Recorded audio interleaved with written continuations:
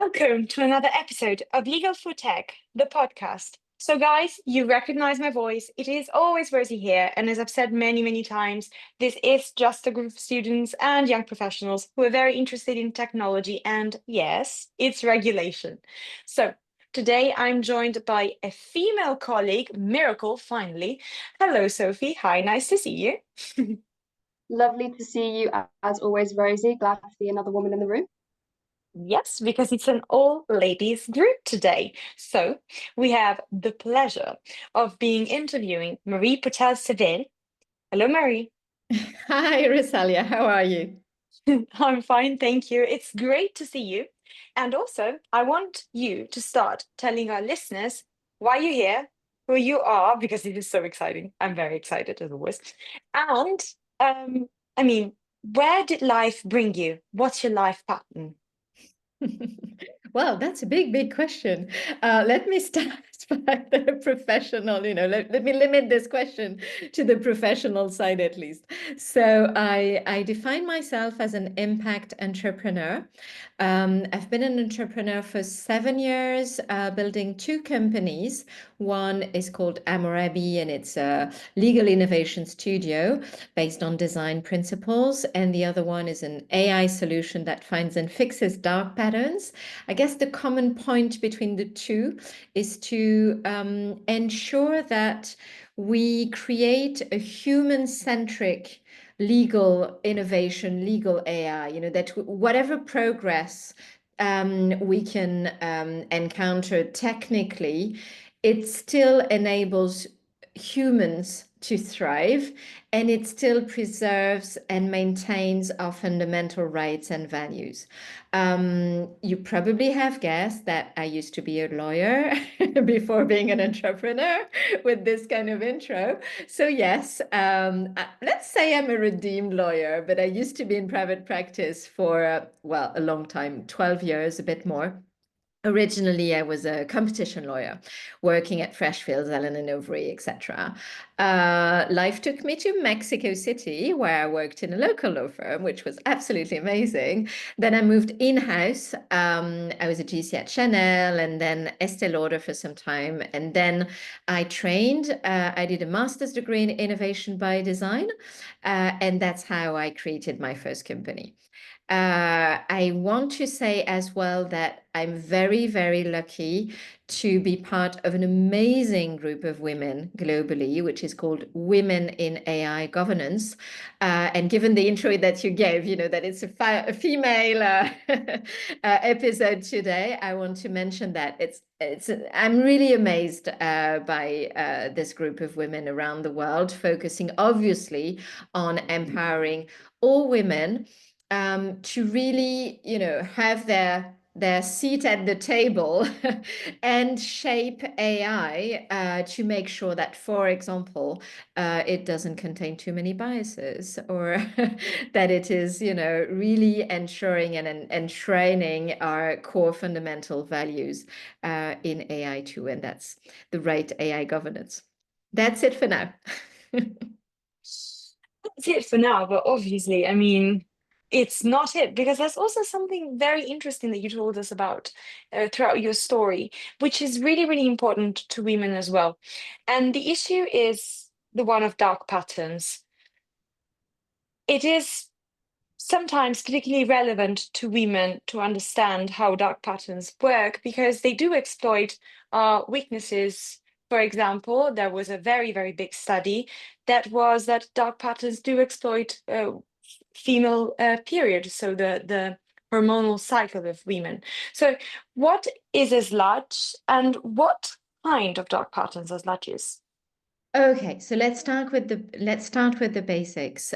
Dark patterns are basically interfaces that trick you, that manipulate you, deceive you, to make you things either without realizing, without willing, or even against your own interests.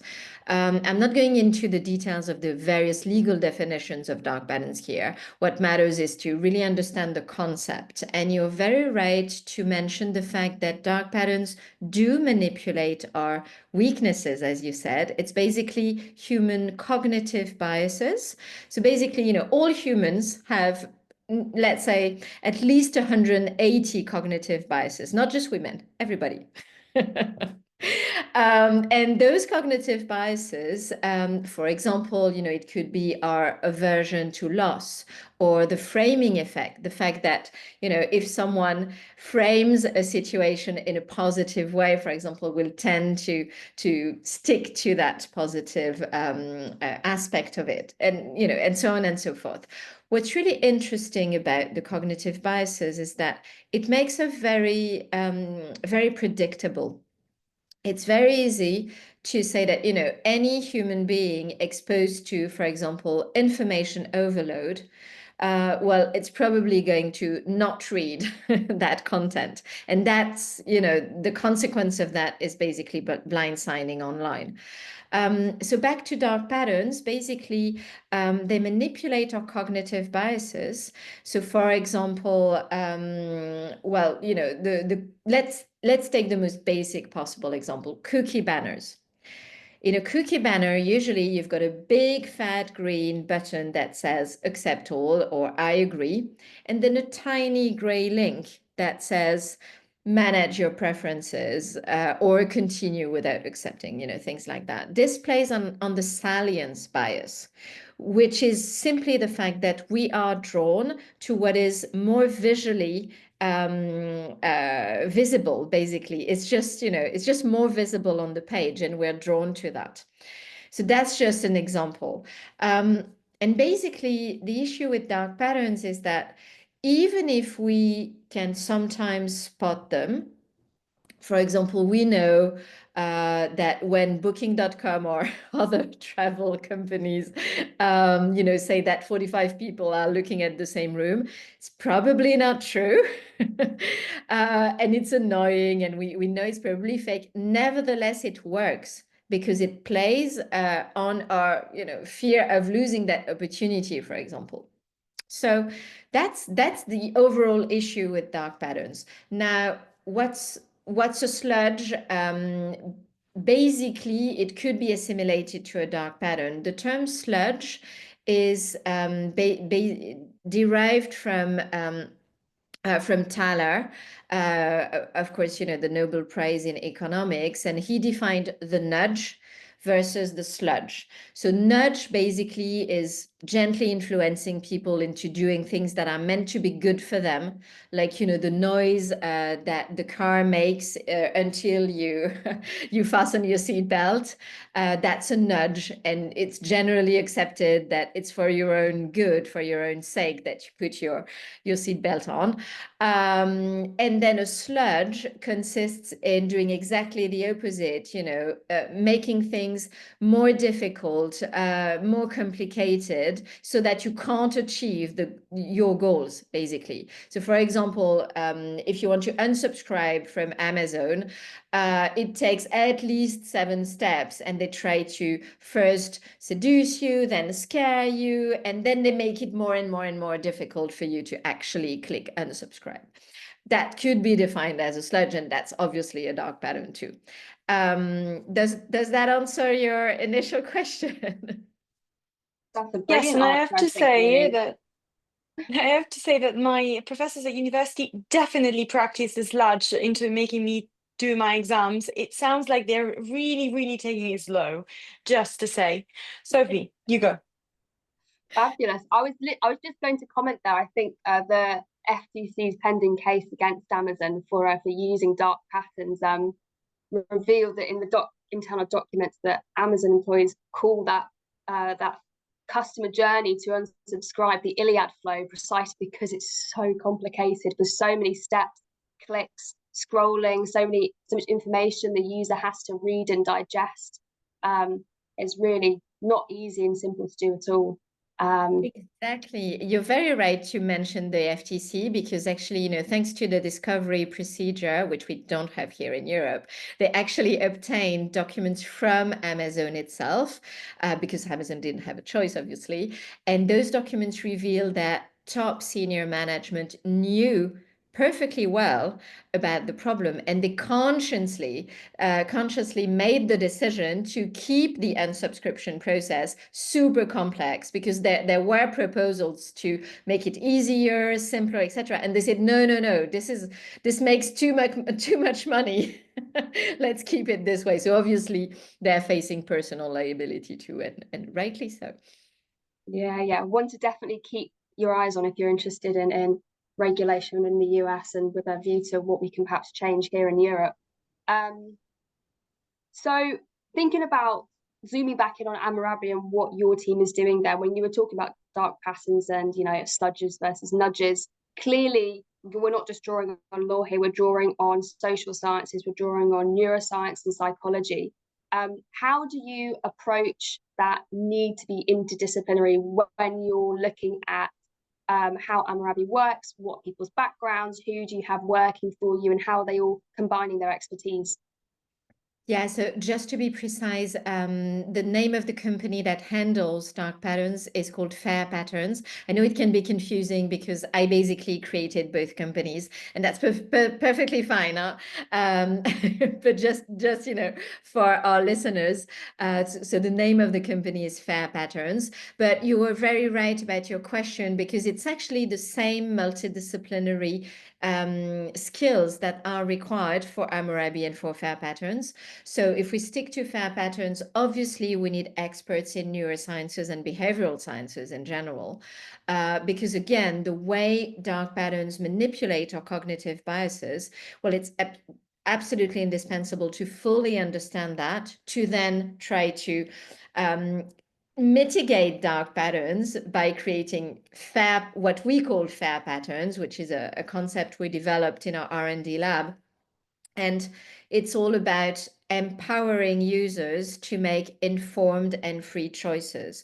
But to do so, obviously, we need experts in neurosciences, for example, to ensure that people have sufficient information to make an informed decision, but not too much information, because then, the information overload would trigger a reaction of, oh, no, no, no, I don't read, and I click just without reading. So there's a very, very fine line, and that's just one example, obviously, of the importance of experts in neurosciences. We're lucky in this respect to work with Harry Brignall, who obviously coined the term dark patterns, which then became deceptive patterns.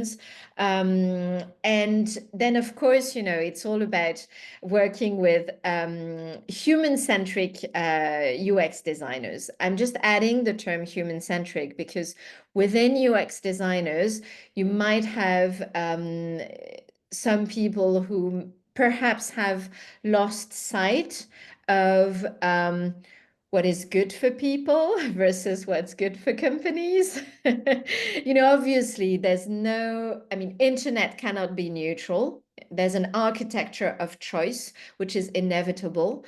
And I'm quoting here, obviously, the Competition and Markets Authority reports on architecture of choice. So it cannot be neutral, but you can ensure that it's not too unfair, that it's not too biased, so that whatever people want to do on your site, they can actually do it without undue influence. So obviously we're lucky to work with amazing human-centric designers. It's also about the legal expertise, obviously, privacy, but also consumer protection, but also competition law. And we're lucky also to have this skill about plain language. So we call our lawyers plain language lawyers, and we care a lot about that because this is something that I say a lot, but I've been practicing law for a long, long, long time, and I don't know of any laws or regulations that impose to be impossible to understand. I don't know of that. But I do know about many other laws that impose a higher degree, a higher level of clarity, a higher level of, accessibility of the information so that everybody can understand it. So to us, plain language, it's really the opposite of law for dummies, which can be a common misconception that people might have. And it's exactly the opposite. It's actually the very best experts who are able to explain very complex legal concepts in accessible, intelligible terms. Does that make sense? And that's something you really do at Amarabi as well, don't you? Yes, Like that's right. That's right. it's the specific kind of mission of Amarabi, from what we could see Yes.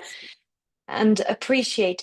And in terms of which regulations you're using and which kind of law you're making more accessible for companies, for consumers, what what is your take? Because I mean, we have now the new AI Act, and everyone is getting crazy about this AI Act.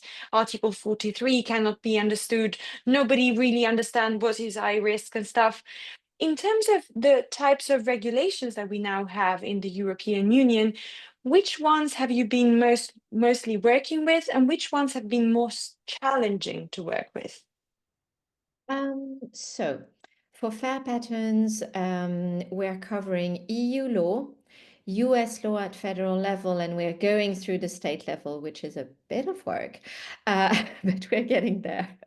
So basically, for fair patterns, we identify all the laws in the jurisdictions that I just mentioned, which either directly target dark patterns, like Article 5 of the AI Act or Article 25 of the DSA, or indirectly prohibit dark patterns. For example, Article 5 of GDPR, which states this overarching fairness principle. Well, obviously, if you're implementing dark patterns in privacy, it's not fair at all. And it's a direct breach of Article 5. It's also usually a direct breach of Article 4, the informed consent obligation. So that's basically within fair patterns, it's mostly privacy laws. So for example, CCPA in California, etc. GDPR, obviously in Europe. Consumer protection laws.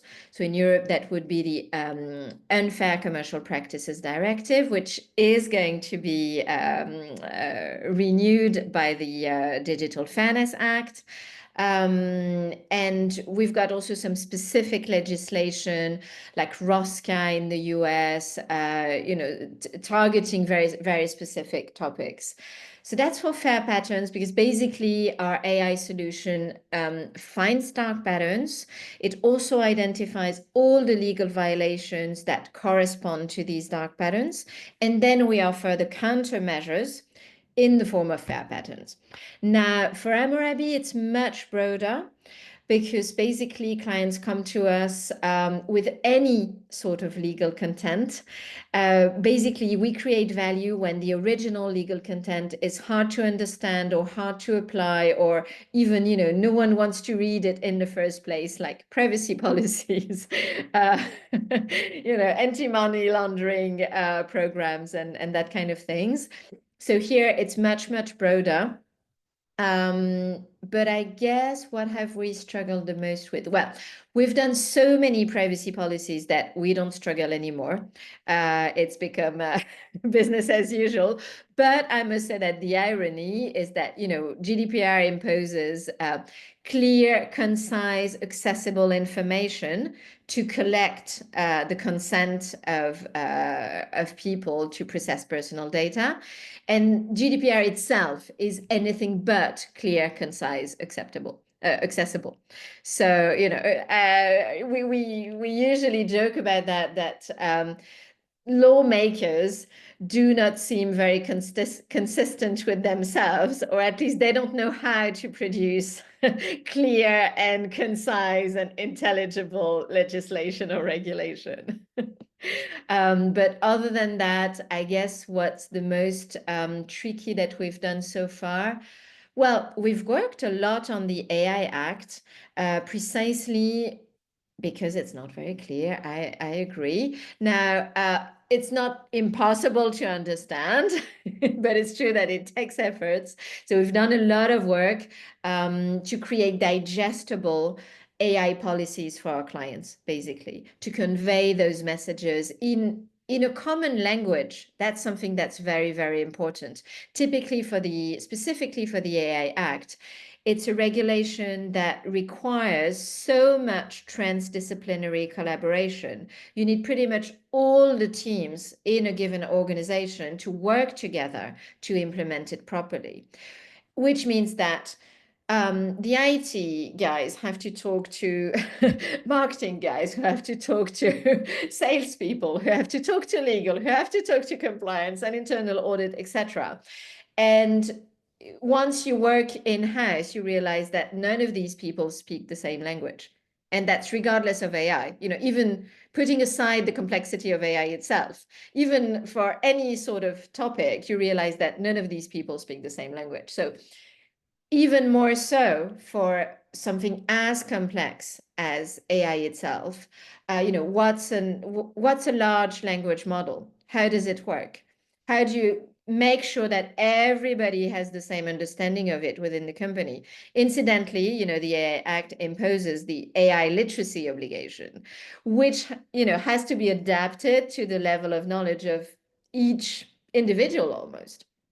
So it's a huge, huge challenge, obviously. And I have to say that applying design principles, the human-centric design methodology, meaning you start from the pain point of the users, you fully understand and empathize with the variety of your users, then you prototype early, you test and you iterate. It's a very, very strong and successful methodology, specifically for for topics that are so complex.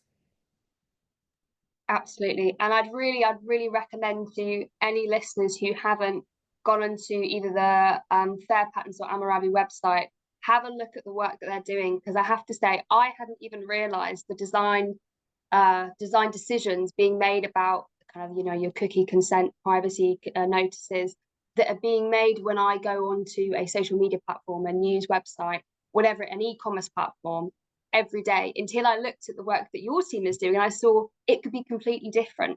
And that's so interesting, because you don't how powerful the industry default and the norm can be until you see what an alternative is. I mean, I was looking through the work you've done on Bumble's privacy policy, and I'd never seen something so visually appealing and interesting that was making me zoom in onto the images and go, oh, actually, what does that say? What's that pointing me towards? Where's that flowing to?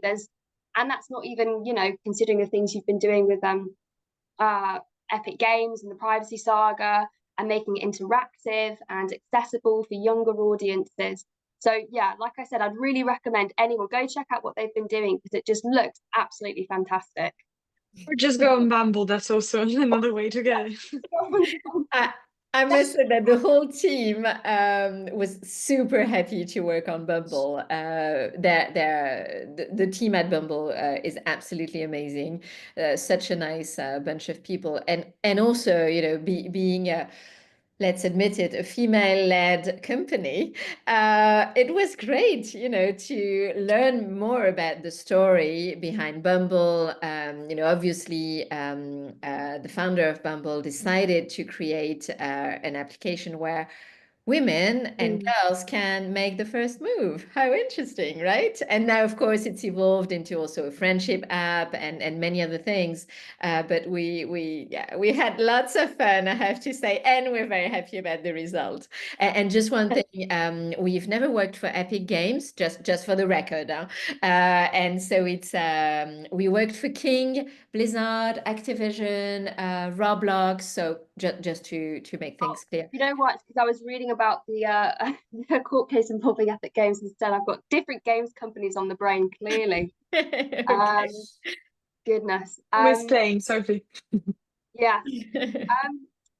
Marie, how receptive have the companies? Obviously, your clients will be approaching you whether that's with Fair Patterns or with Amarabi, with kind of something that they want you to work on. What is motivating them as organizations to seek out, whether it might be clearer, more informative designs for their consumers, for their customers, or actively seeking to embed fair patterns into their platforms? Because obviously, I mean, as we alluded to earlier in the Amazon case, you know, there is perhaps sometimes clear financial incentives to not go down that route. So what is it that makes organizations turn around and say, hang on, internally, we've decided that we want to seek out collaboration with companies like yourselves, and try and tackle dark patterns by substituting them for fair patterns instead? Yeah, very good question. So let me start with Fair Patterns. We're currently working with a nice range of clients, which came to us for different reasons, and that's super interesting. European retailers that come to us do so mostly because consumer protection associations are, you know, taking notice. They're creating reports on dark patterns in various jurisdictions. They're starting, you know, to shout out about it. And what's super interesting is that the European retailers do not want to be put in the same basket as Shein and Temu, typically. You know, they're like, Shein and Temu are the really, really bad guys. They are the ones doing the, you know, putting all the dark patterns on their interfaces, and we want to be different.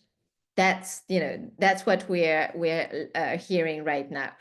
The irony is that when we scan the sites with our tool, well, it's not that different from Shein and Temu, to be honest. So, but the perception of themselves, basically, I guess, you know, it's the mirror effect. You don't really realize how bad the things that you do are until you see them pushed to their maximum, to their extreme on other sites, basically. So I guess, you know, the short answer to your question for Fair Patterns is brand reputation, brand perception. Increasingly, companies are also coming to us because they realize that dark patterns are no longer profitable. And that's very, very interesting. We are working with economists on this issue. And basically what we've seen from their econometric studies is that probably a couple of years ago, probably 5 years ago, it was still profitable. But less and less so, up to the point where, according to their studies, dark patterns are now profitable over a very short period of time, like 3 months maximum, until people realize they've been tricked, if they don't realize immediately. And then it's absolutely not profitable at all. And fair patterns are actually more profitable as soon as you know, you reach 6 months, basically. So increasingly, they're also coming to us for sheer, you know, revenue issues, which is a good thing. You know, as a lawyer and as someone who's still very passionate about the law and the rule of law, I've learned through my in-house experience that if you only push a change with fear marketing, meaning, you know, the fear of fines and regulation and litigation, it's a losing battle. It's a losing game. You'll never go anywhere. It might be sad, huh? I'm not saying that I agree with that situation. I'm just saying that I've seen it so much in my career that I know for a fact that you need additional triggers for change, and not just the fact that it's illicit. It should be enough, but it's not.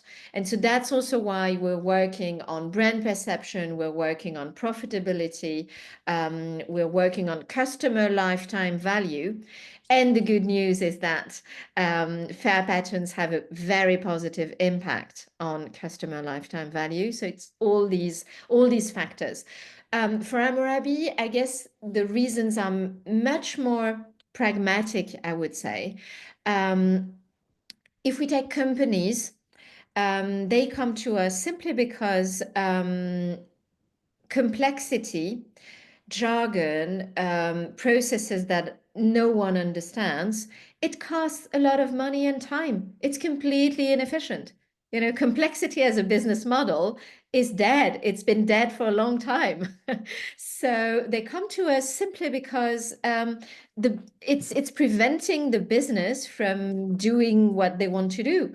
It's wasting time. It's creating more risks than if everybody understood what they have to do. It's very, very simple.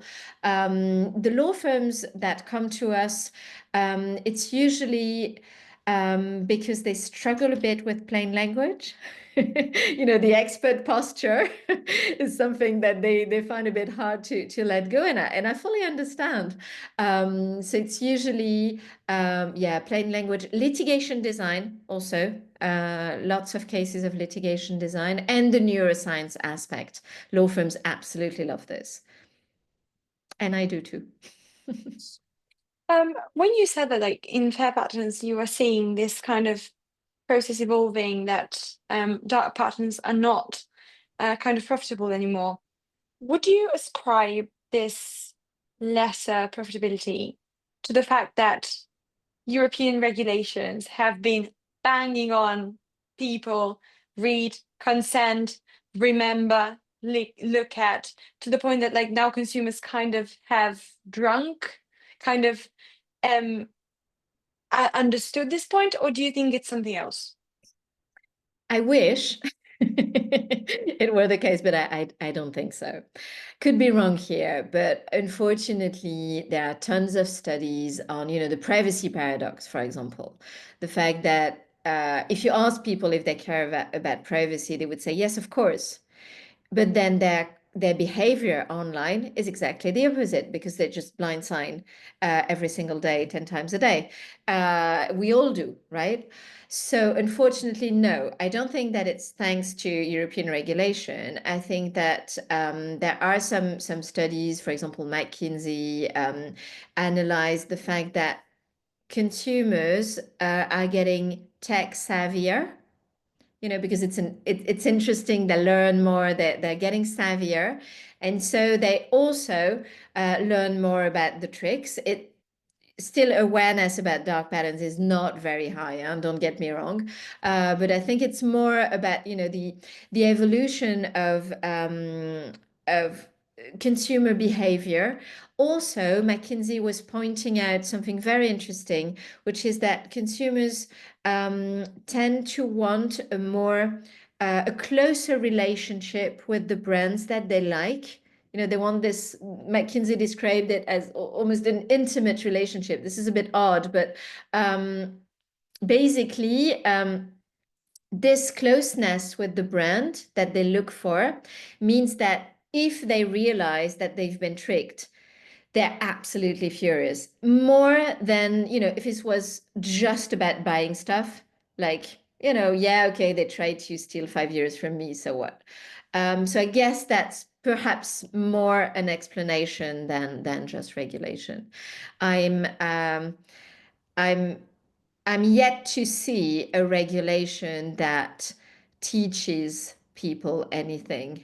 I haven't seen that yet. Good. European legislators, you heard it. That said, also a point that I just want to make about Amarabi. You said that like sometimes even legal firms struggle with the making law accessible, kind of. Um, that's the service you offer amongst all others. But we've seen, especially as I said with the AI Act, a lot of fear coming from startups, coming from SMEs, coming from firms in general, saying that it's so difficult, it's impossible to implement all the obligations within the same firm. So it's better to escape Europe, go to America, go to China, go to South Korea, whatever, even Switzerland, because it's so much easier there. Now, you work with that every single day. Is it really that impossible, or is it just a narrative? So there's this is obviously a political narrative, and if you ask any company about any compliance regulation, any, if you take anti-money laundering, anti-corruption, CSR, they will always say it's too complex and we don't understand anything. I mean, that's the problem about compliance, right? It is a business constraint. Yes, yes, that's a fact. So, of course, you know, I admit that, as we said before, the European legislator is not doing a great job as being intelligible. And they also recognize that themselves, when they say we're going to simplify GDPR. You know, this is a change in narrative from the European Union, clearly. So they recognize that they've probably pushed it too far. Now, this being said, there's nothing impossible about complying with the AI Act. That's not that's not a fact. It takes efforts, obviously, but from, you know, what's really interesting with Fair Patterns is that we are AI providers. Okay, so it means that we have to walk the talk. You know, we have to apply the AI Act in the first place. So it's interesting because with Amarabi, we're creating AI policies, you know, for our clients to help them comply with the AI Act. And then we walk the talk at Fair Patterns for ourselves. And what we've seen in our team, at least, is that what really, really helps is to have an expert in AI ethics. We're extremely lucky to have Sundar Narayanan with us. He's an amazing expert in AI ethics. And I guess that his vision and a bit of my help, let's say, really helps keeping everything that we do in the right tracks. Under the AI Act, but also perhaps even further in terms of human centricity, making sure that every single decision we make for the multimodal AI solution that we create and maintain actually benefits humans. And is completely explainable. So we've built explainability inside the tool. So our tool, you know, it has all the features, and then inside the tool itself, we can check which agent did which task and for which reason. So we've built explainability in the tool itself. It's not like, you know, a separate document that says, oh, the model does this because of that. It's really embedded. And that's, you know, 200% Sundar's work. I didn't have anything to do with it, to be perfectly honest, but obviously I love it. So no, it's not impossible at all. Now, it takes really good experts. And also, I would encourage our listeners to, you know, take a bit of distance on these matters, because basically there's, you know, the geopolitical situation is obviously the US trying to get rid of any sort of regulation up to the point that it threatens democracy, let's say it. The EU probably holding the fort, or maybe it's gone already. I don't know. You know, the EU holding the fort.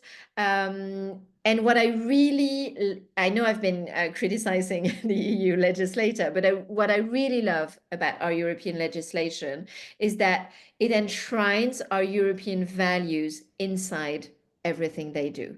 And that's absolutely fundamental.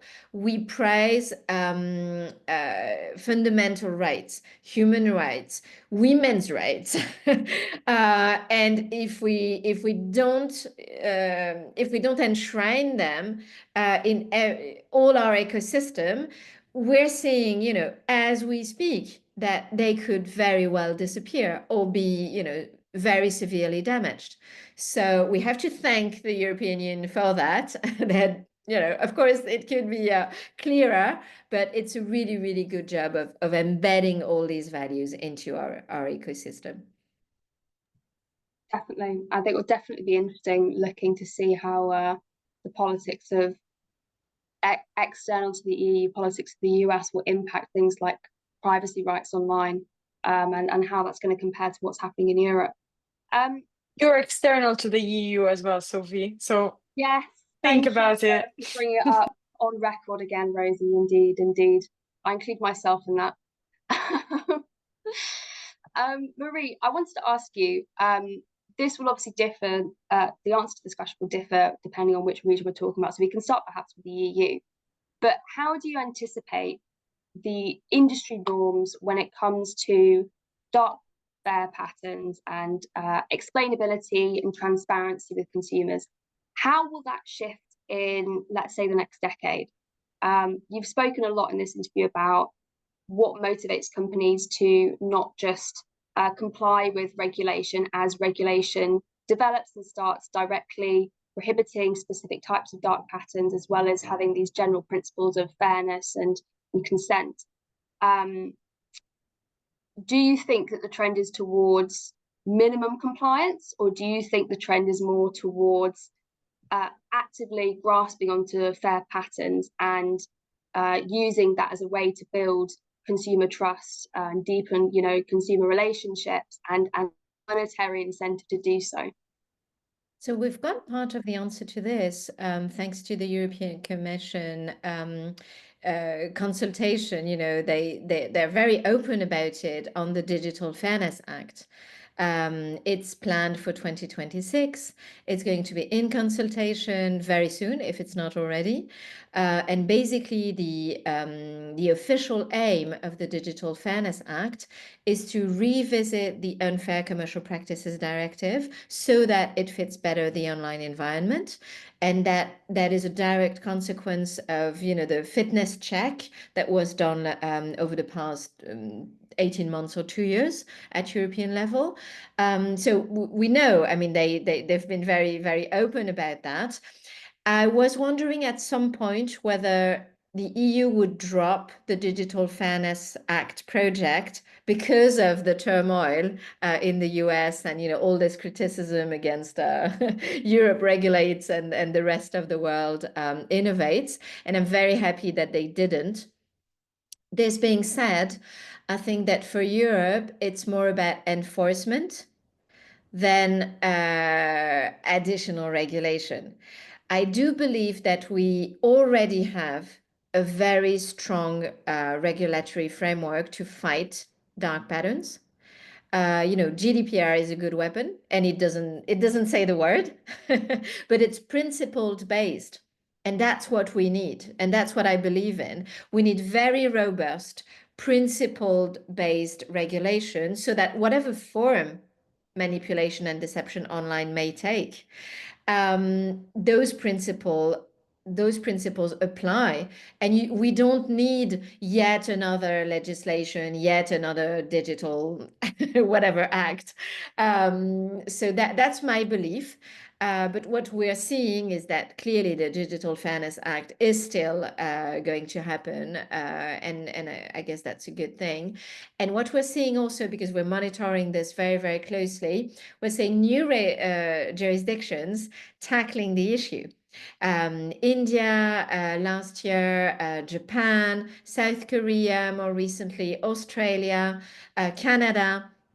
So, basically, most democracies in the world are ramping up their regulatory framework to specifically prohibit dark patterns, just in case it wasn't clear enough in their existing legislation. And that's obviously a good thing.